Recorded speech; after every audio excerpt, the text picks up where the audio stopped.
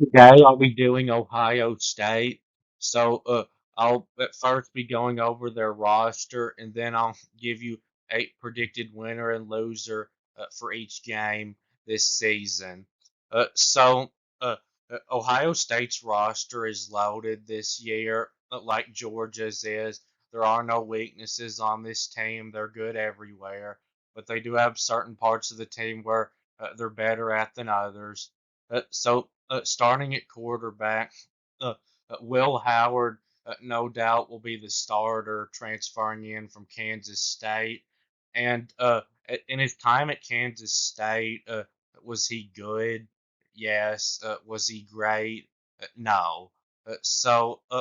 I don't really think that Will Howard has the ceiling uh, as a quarterback that C.J. Stroud did. Uh, of course, if I'm wrong and he does play like C.J. Stroud, Ohio State is no doubt winning the national championship this year. But even if he just plays as good as he did at Kansas State, Ohio State, I think, still has a really good chance to win it all this year because of how great the rest of their team is. You'll see that in a minute.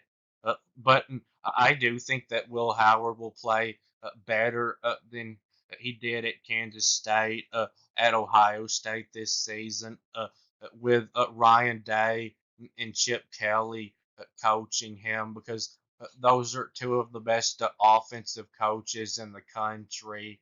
Uh, and so he's a fifth year senior and started all 12 games last season at Kansas State. And he has started 28 games in college.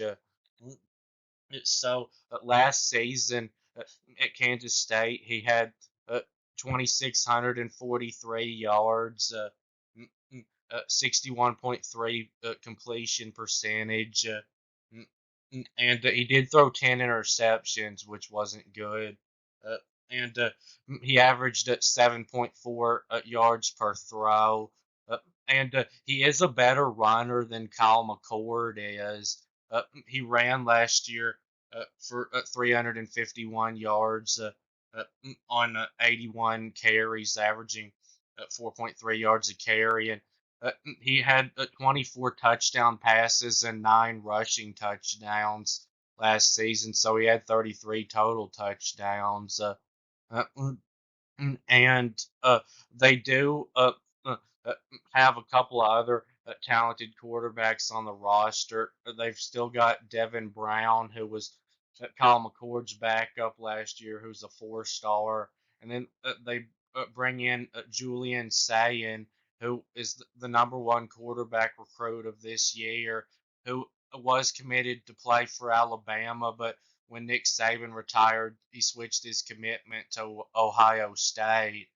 Uh, and so I think Ohio State will be more of a running team this season, and that's not been the case for them in the past. They've always either been a passing team or half half, but they have two of the best running backs in the country this year, two top five running backs in the country. They return their starting running back from these past three seasons, Cravion Henderson, and then they bring in Quinshon Judkins from Ole Miss, and Ohio State actually did struggle to run the ball last year, but I think with the addition of Quinshon Judkins, they'll be one of the best, if not the best, rushing teams in the country this year. Uh, uh, Henderson and Judkins, I think, will be the best running back combination in the country this year. Uh, so Henderson in 31 games has 2,745 rushing yards and 32 rushing touchdowns, averaging 6.2 yards a carry. And Judkins, I'm an Ole Miss fan, so I've not only watched him on TV, but I've seen him run in person before. and he has all the speed that you could ask for, and he's also a very tough runner that's really good at breaking tackles. He in his time in Ole Miss, these past two seasons has a total of 2,725 yards, 31 touchdowns, and averages 5 yards a carry. I saw that Travion Henderson is still the expected starting running back for Ohio State this season, but I think that whoever starts at running back for them this season won't get that many more carries than the number two running back.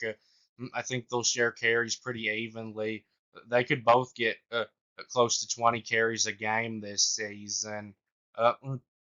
And then at wide receiver, uh, they are, I think, going to be down this year from where they've been these last couple of years at receiver, losing Marvin Harrison because he's one of those receivers that you can't just lose and then expect to be just as good without him. He might be the best receiver that Ohio State has ever had, and they've had a whole lot of great receivers in the past. But they do get Emeka Ibuka back, who, when he's healthy, is one of the best receivers in America, and he's close to as good as Marvin Harrison is. And he'll be their go-to receiver this year, and he might win that Receiver of the Year award this year that Harrison won last year. And then they have plenty of talented other receivers to throw to, just no one that's really proven in college yet. They have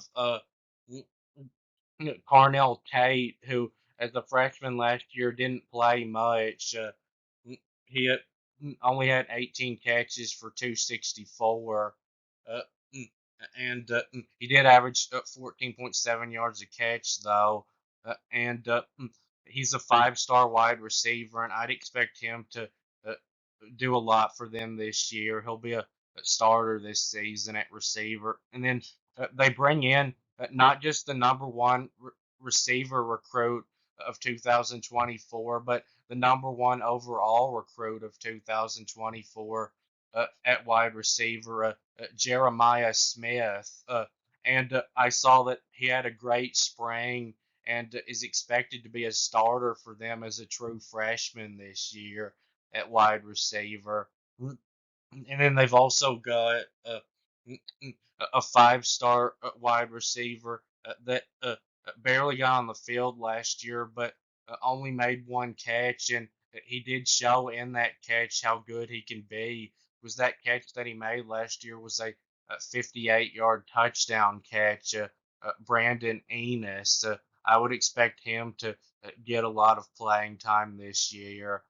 Uh, and they could be down a little bit at tight end this year, losing Cade Stover. He was good for them.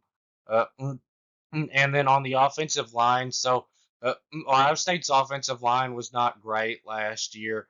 It struggled at times, like in the Missouri game. Now, I know that Ohio State was a better team than Missouri was last year, and that they would have won the game with the quarterback in. But their offensive line did get pushed around badly by Missouri's defensive line in that game. But with four starters returning and the addition of Seth McLaughlin from Alabama, I expect their offensive line to be better this year and actually be a good offensive line. So the only part of the offensive line that they don't return their starter at is right guard.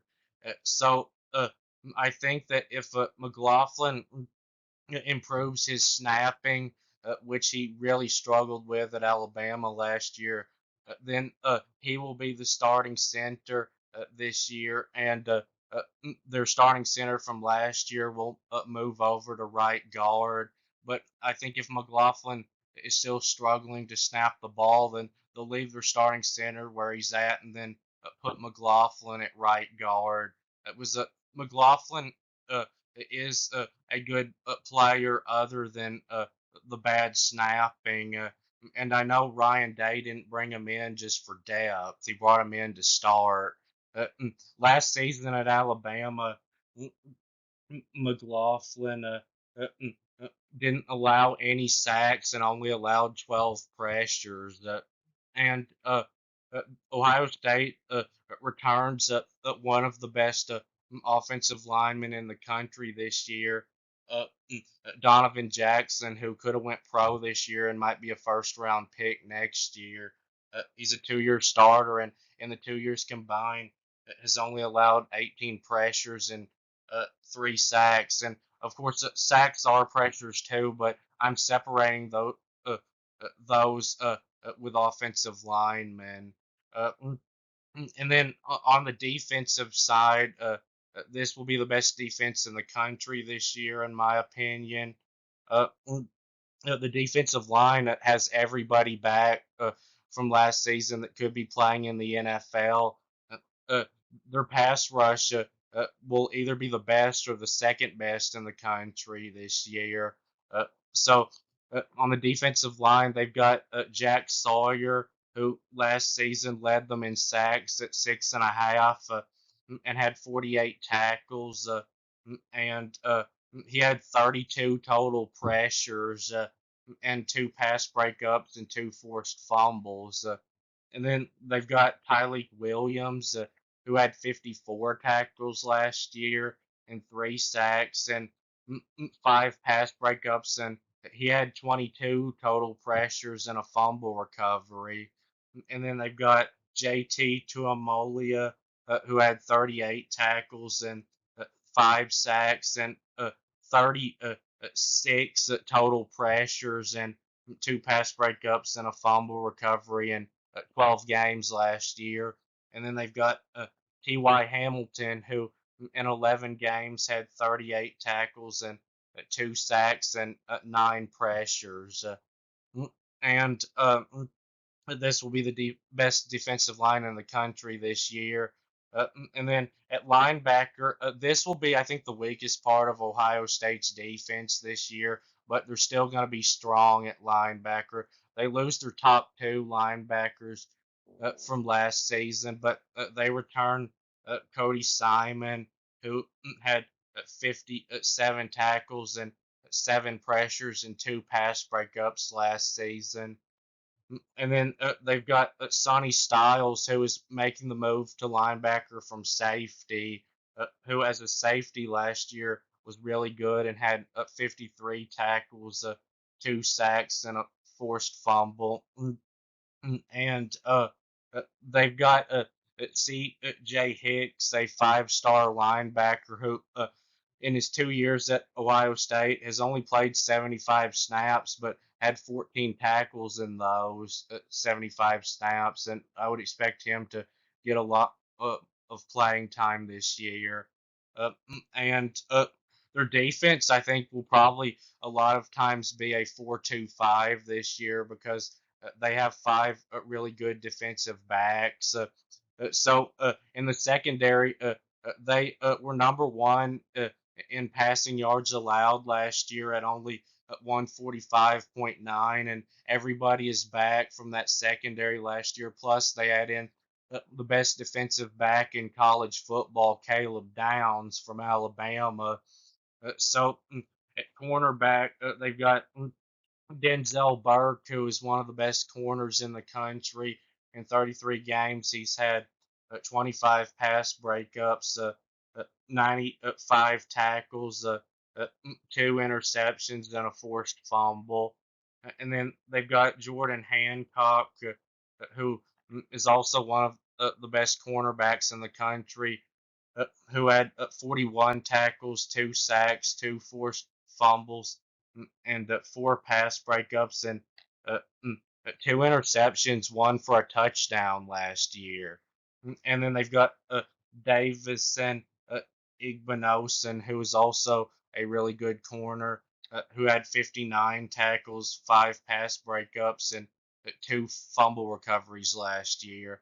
And then at safety, Caleb Downs had 107 tackles, and 3 pass breakups, 2 interceptions, and a forced fumble and fumble recovery last season as a freshman. And then they've got Lathan Ransom, who is also one of the best safeties, who in 32 games has 146 tackles, 10 pass breakups, 2 interceptions, and 3 forced fumbles, and a fumble recovery, and 2.5 sacks.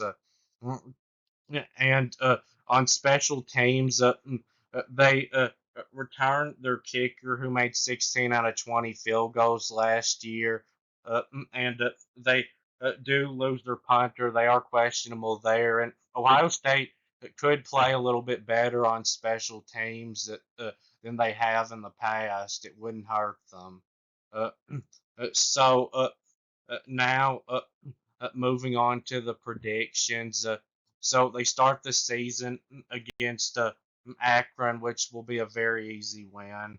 Uh, and then they play Western Michigan, which will also be a very easy win. Mm, And then they play Marshall, which that will also be a really easy win. So this is a nice uh, start for Ohio State. 3 easy games like this because they're going to have a new offensive coordinator and quarterback, so that'll give them time to get used to each other. And then they start their conference schedule at Michigan State. Michigan State, I think, has some hope for the future, but they're not going to be very good this year, in my opinion. I think Ohio State will shut their offense out pretty much completely, and I think they'll beat them by about 5 touchdowns. And then now they play Iowa. This will be the first real test for Ohio State's offense this season.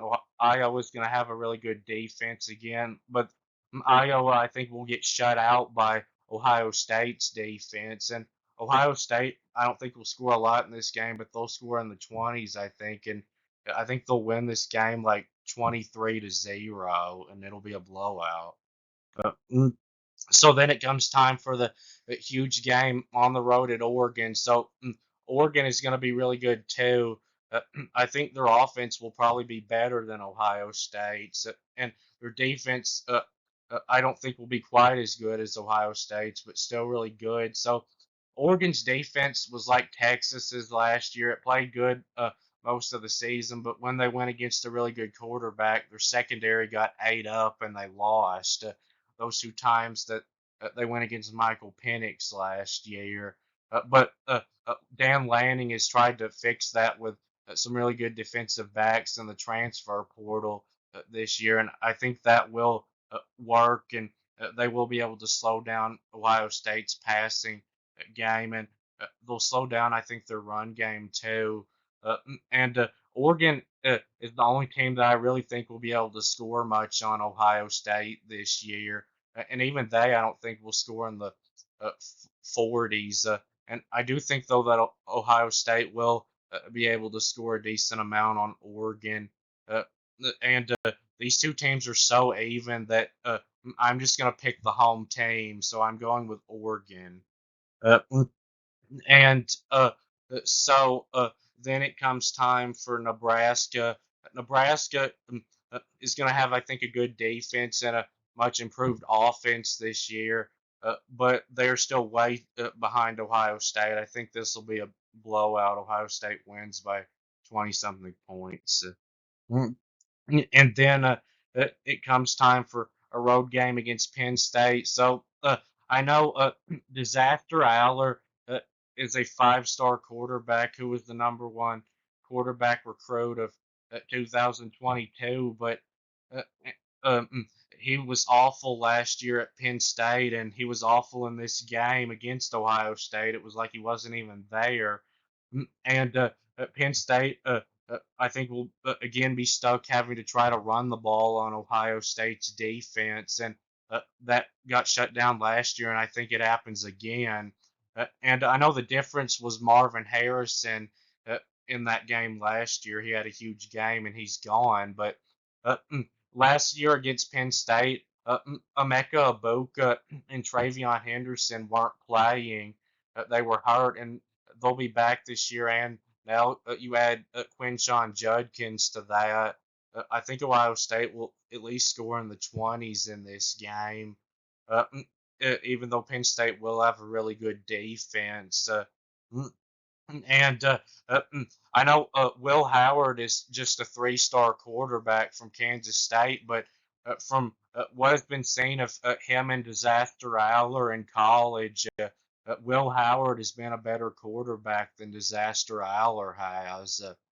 I think Ohio State wins this one probably by like 13 or 14 points. Yeah, and then they play Purdue, a horrible team, and this will be an easy win. They'll beat them by probably 40 something points. And then they play Northwestern. So Northwestern has a good chance to have a decent team again, but they are still way behind Ohio State with talent level, and I think that shows in this game. I think Ohio State wins it by like 4 touchdowns. So now it comes time for Indiana. So Indiana, I know what happened in this game last year. Ohio State's offense really struggled, and Indiana, I think, is going to be a improved team, probably more of an average team this year. But if Ohio State's offense struggles this year, it'll be early on, and it probably won't even show because of the opponents they're playing early in the season. And that was the opener last season when they played Indiana. So I think Ohio State scores a lot of points in this game, and Indiana may score more than they did last year, but they won't score that much on Ohio State's defense. So I think Ohio State wins this by at least 20. And then it comes time for the rivalry against Michigan. So I think that Ohio State will probably have an even better defense than Michigan this year and a much better offense. And I think it'll be a defensive battle. But Ohio State, I think, is too good this year and wins it by around 2 touchdowns, like 24-10 or 27-13. Uh, so my final prediction for Ohio State is 11-1 overall and 8-1 in the conference. So that would put them, I think, in the Big Ten championship game this year, and for sure in the college football playoff. Uh, so mm, that will be it with this video. Thanks for watching. Please subscribe, and I'll be back very soon.